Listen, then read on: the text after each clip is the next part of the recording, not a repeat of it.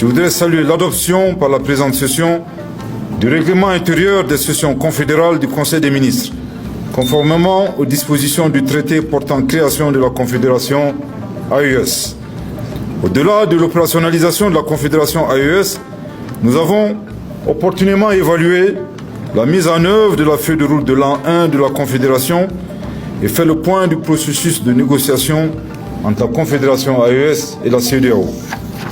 Mesdames et Messieurs les ministres, Mesdames et Messieurs, je retiens de nos échanges le constat objectif de la réalisation de beaucoup d'actions inscrites dans le cadre de la feuille de route et qui permettent à la Confédération AES d'être plus stable, plus en sécurité, engagée dans une coordination soutenue et constante dans les domaines de la diplomatie que dans celui du développement et de la communication transversale. De plus en plus, la Confédération AES parle d'une même voix et mieux, elle parle parfois d'une seule voix, d'une voix forte, décomplexée et déterminée à défendre les intérêts du peuple. Abonnez-vous, abonnez-vous. Je dis, il faut t'abonner. Abonne-toi maintenant. Les initiatives engagées dans le domaine du développement, particulièrement les mesures prises pour la mobilisation des ressources confédérales et la mise en place de mécanismes de gouvernance pour leur gestion. Les projets structurants qui ont été lancés et ceux à venir conforteront la dynamique positive qui a démarré.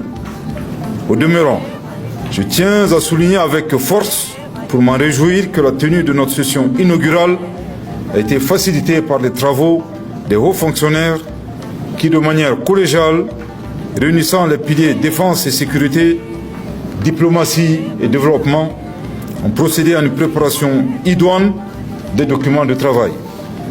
Je tiens ici à leur réitérer mes chaleureuses félicitations pour leur engagement et la fraternité avec laquelle ils ont mené leurs travaux. Mesdames et Messieurs les ministres, Mesdames et Messieurs, nous sommes à la veille de la tenue de la deuxième session du Collège des chefs d'État. Un grand événement attendu dans l'espace confédéral qu'à l'extérieur. Fort de la mobilisation générale et du soutien populaire autour des idéaux de la Confédération AES pour la défense de notre souveraineté, de notre intégrité territoriale, de notre dignité et de notre unité, nous sommes plus que jamais convaincus que cette deuxième session du Collège des chefs d'État sera couronnée de succès, à l'instar de la première session tenue à Niamey. Pour conclure, je voudrais, au nom du peuple malien, sous le leadership de son Excellence le général d'armée Assimi Goïta, président de la transition, chef de l'État de la République du Mali, président de la Confédération des États du Sahel, et au mien propre, souhaiter au peuple de la Confédération AES de joyeuses fêtes de fin d'année.